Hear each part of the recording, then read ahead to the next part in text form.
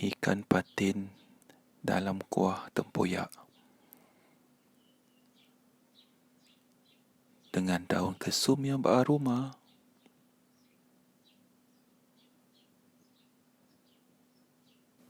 Dan bukan dalam tin.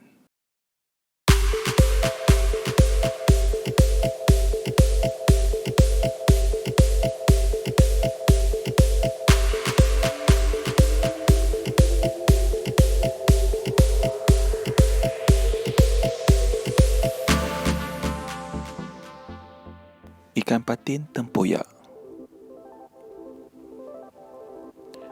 Bahan-bahan dia, ikan patin dengan serai.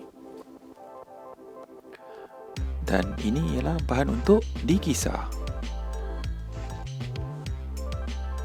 Kita kisar tempoyak, cili padi dan kunyit hidup tadi.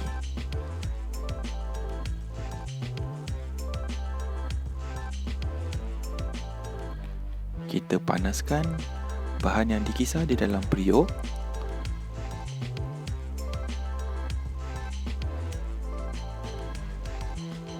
Kemudian kita cairkan larutan itu dengan 1 cawan air.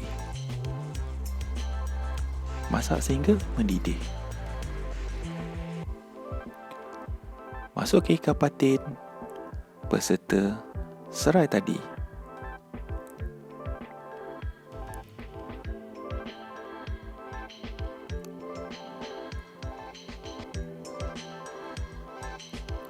Untuk menambah aroma kepada masakan ini, kita akan masukkan daun kesum.